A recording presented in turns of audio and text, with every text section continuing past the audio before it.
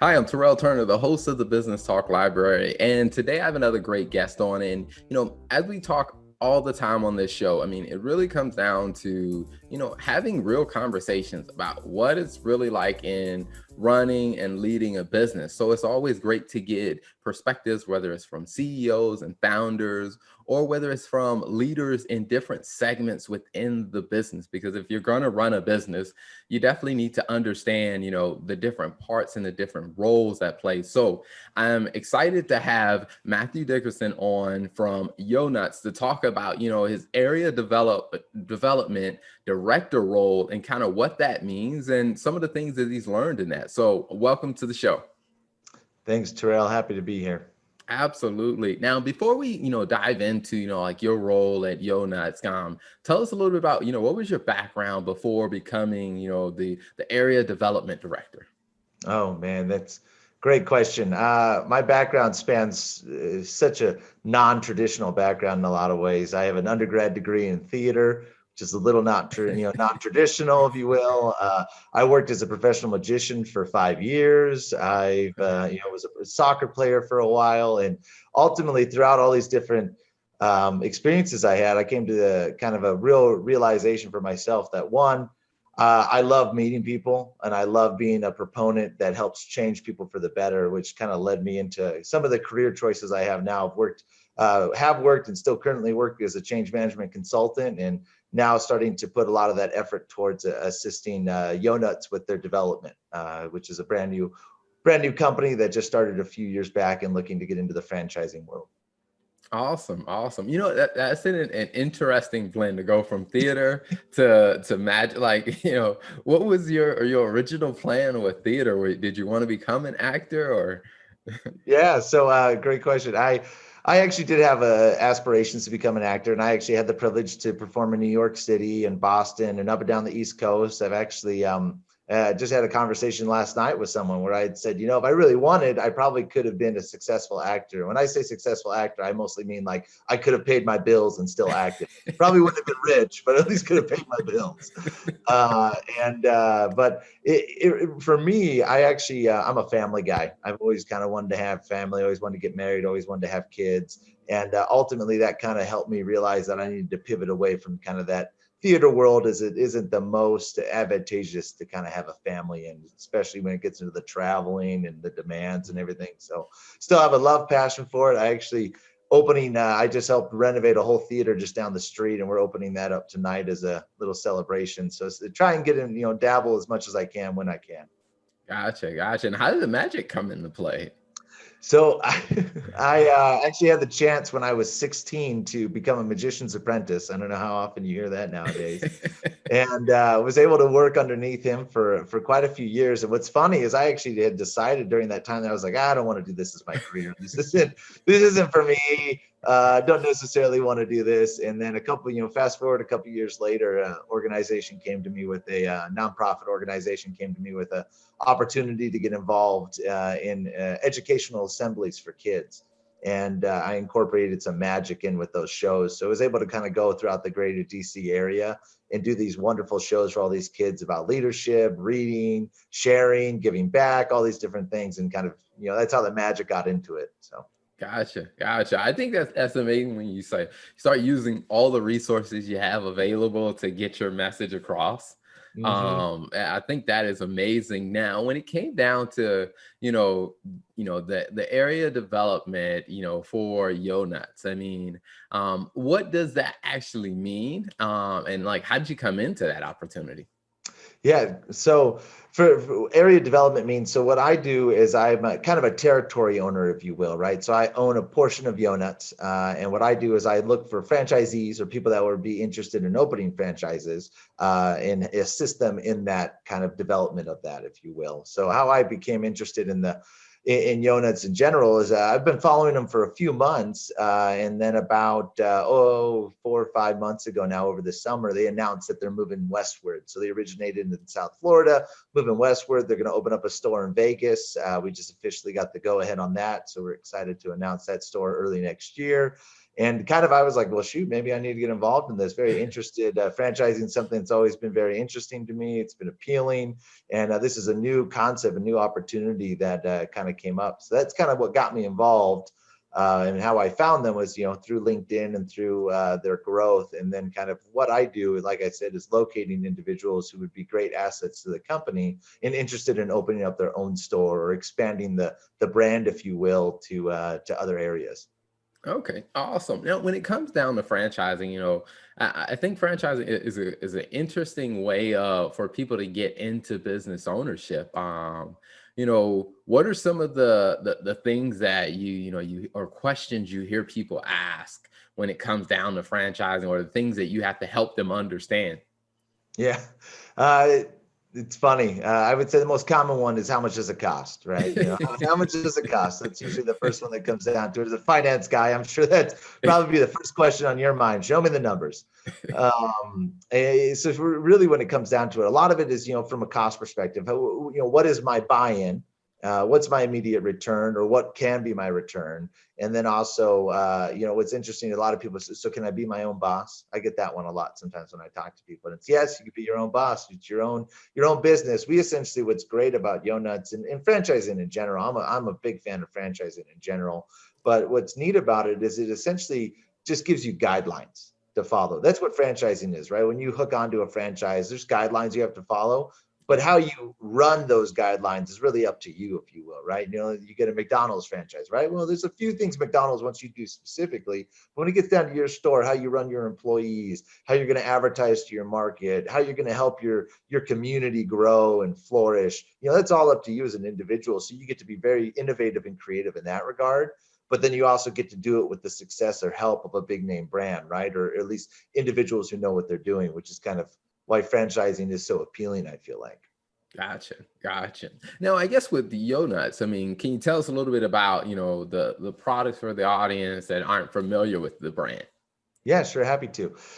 YoNutz brings two of the most original dessert concepts together, right? So one of the most tried and true concepts of desserts, I would say, are donuts and ice cream. They've been around forever. I've yet to meet a single person who does not like both of them, right? You may get someone who doesn't like donuts, you may get someone who doesn't like ice cream, but I've yet to meet someone who's like, I don't like donuts and I don't like ice cream, right?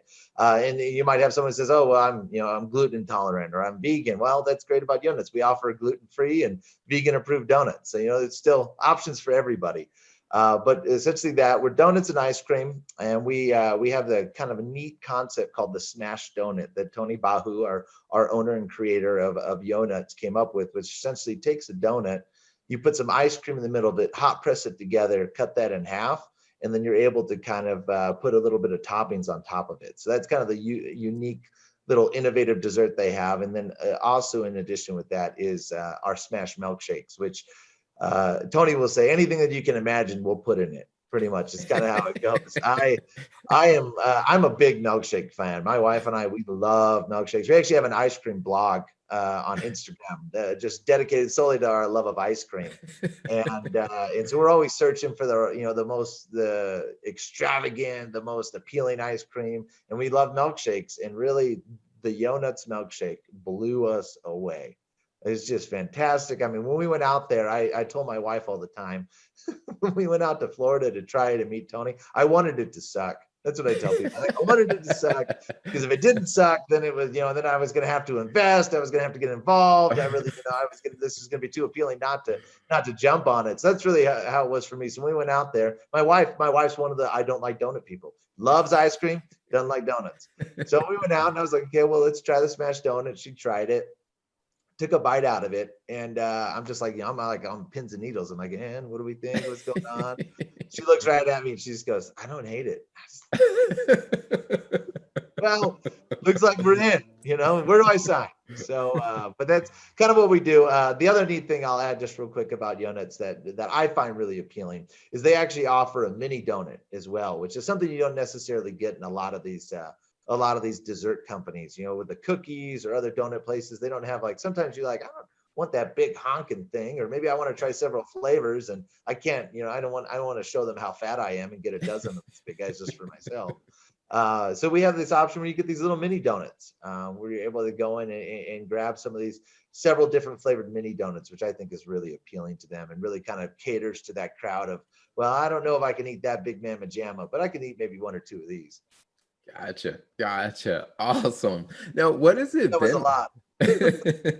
No, I think that that is great. I mean, I think when you find that thing where, like I said, there's something that you resonate with and you can see that there's a demand for it. I mean, I think that, sometimes it just clicks for you. It's like, hey, you know what? I can see a demand for this. I see a market for it. So I think that's great. Now, when you It's think kind of like about, you, Terrell, if you think, right? I mean, Mhm. you kind of found this really neat niche where you're able to interview people and bring their stories to light and help educate other people, right? You found it, you flourished it, and made it grow, you know? So I definitely right on the dot. Yeah, absolutely. So when you think about, YoNutz, I mean, you guys are moving west. What are some of the, I guess, say some of the places in the West, or are there other areas of the country that you guys are looking to expand to? So right now, we're actually looking international. We're looking everywhere across the globe. We want Yonuts. We tell people, we're looking 1,000 stores by 2030 is our goal, right? We just want to be hit the ground running. We want people to see the advantages of it. I mean, for me, I think the name is just like the draw right there. YoNutz. We just we love it. So right now we have a store just announced opening in Vegas early next year. We have a store that's coming, hopefully St. George, Utah, early next year. Not early, but about mid-year next year, around the summertime. We're in several conversations with individuals all and up down the East Coast. But really, right now, there's really nowhere we're not looking, right? We want to expand and grow as much as we can. And like I said, Tony Bahu, he's such a genius in the way he's approached this. He thought from the day he opened the store, I want this to be franchisable. And what that means is he looked at everything he did from a distribution perspective. He looked to make sure he could replicate on a national and global scale, which is really appealing for an investor, because you might have a place that's like, oh, this would be a great little place to franchise and open up, but they get all their ice cream locally, or they get all Gotcha. their dough locally, or they get all their resources locally, right? So now you got to find distribution, you got to find different people, and then you got to find someone that's going to get as close as possible to the originals so that you're keeping the brand true and you're making sure you're consistent. Well, Tony went ahead from the get-go. Even though it was more expensive, he made sure that he was always approaching everything that, okay, how do I replicate this for 1,000 stores? Yeah. How do I make sure that everyone, no matter where they are, has the same consistency as we have right here in the base shop? And Mhm. so it's kind of with that kind of approach really makes this investment super appealing, because you're not having to locate all that stuff or find it, because it's already done for you. Yeah, and I think that that's a huge difference from what I've seen in talking to different people that have gotten into franchises. Because even some of my clients own different franchises, and one of the things that they kind of learned with doing their research on some is where there was a company wherever it was original or home base was, it was a big hit there, but what they didn't realize is that the locally grown resources was the big selling point behind it. And when you start to try to scale that, and you have a location on the East Coast, you're trying to open it in the West Coast, just like you may not be able to get that same marketing appeal, because now you got a whole new supply. And like you said, the experience or the taste of what they're working with, it ends up being different because the supply structure is completely different. Yep, 100. You nailed it on the head, right? You're just making sure. For me, it's always about consistency, right? How do we always make sure it's consistent and it's efficient? And I mean, you nailed it. Mhm. Awesome. So now, currently, where can the people find YoNutz, and then also, where can they find you guys online to keep an idea on where the next stores are coming from? Yeah, great question. So we actually excited to announce either today or tomorrow. We're announcing our new website, or launching, I should say, our new website. I had heard it was going to be today, but it could get pushed to tomorrow. Not 100% sure, but that's just www.yonutz, so YoNutz.com. Brand new website, has all of our locations on there, as well as very vivid. I mean, like, I don't. To me, it's like blows my mind how vivid some computer or some camera images can be. I mean, like, it looks like you're about ready to grab it off of the screen. It looks that good.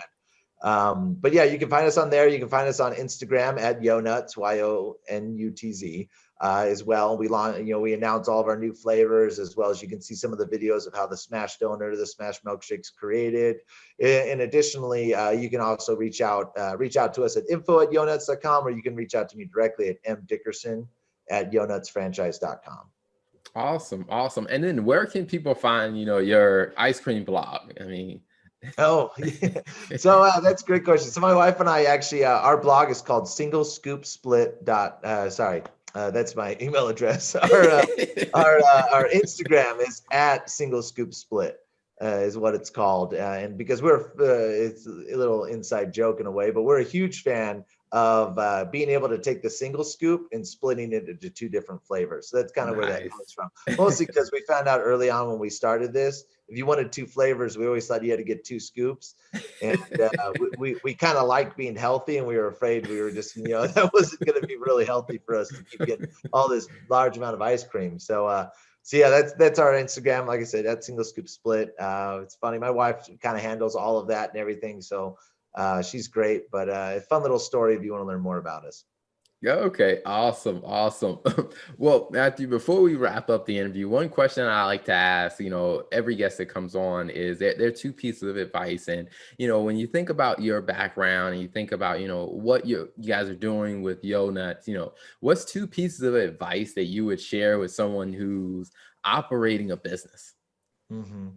So I feel like I bring a lot of good experience to this for two reasons. One, I'm obviously helping support a small business right now in a way, as well as I have my consulting career where I currently am working as a manager at Deloitte Consulting as well, where I'm assisting them in their change management and looking at the benefits that I've learned from both of these. I would say that the two main things I could give anyone that's kind of starting their own business or struggling, or maybe just looking for some new advice. The first one would be don't give in. And what I mean by that is that it's hard.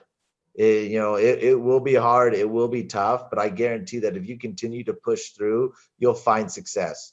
I think it's some statistic I read recently that 80% of small businesses fail. And I think a lot of times they fail is solely because it gets easy to give in, right? It gets too hard. There's a lot of things you can do on your own that you don't need to pay someone for, that maybe they're going to want you to pay them for it, right? And you think, do I want to do it? Do I want to put in the effort to do it? Or do I want to pay someone to do it, right? So it's like kind of making sure you're making those right choices. So it's one, don't give in. And my second one is kind of in connection with that, which is don't give up on the dream. Remember, you started your small business. You started something because you had a dream and you want to achieve that dream. And I'm a full believer that if you do believe in it, you'll get there. You just don't know how hard it's going to be, right? It might be easy at the beginning or in the middle or at the end, whatever it may be. But if you continue to press forward and don't give in, that's going to help you achieve your dream. So just always remember why you did this in the first place. What's the dream you're driving toward? And remember that as long as your focus is continued at that goal, you'll find the way to get there. Awesome. Matthew, thank you so much for coming on the show. Tell us a little bit about your background from theater to magician to now, like I said, with consulting that you do with Deloitte, as well as the great work you're doing and helping the brand of YoNutz and helping franchisees, get into an exciting business to build a healthy business and a healthy future for themselves. So thank you so much for coming on. Yeah, no problem. Thank you for the invite, Terrell. Really appreciate it. Thank you for tuning in to the Business Talk Library. If you like our content, be sure to follow us on social media. And if you want to see more of our exclusive content, you can subscribe and become a member on patreon.com/Business Talk Library. Hey, the Business Talk Library is the place where business makes sense.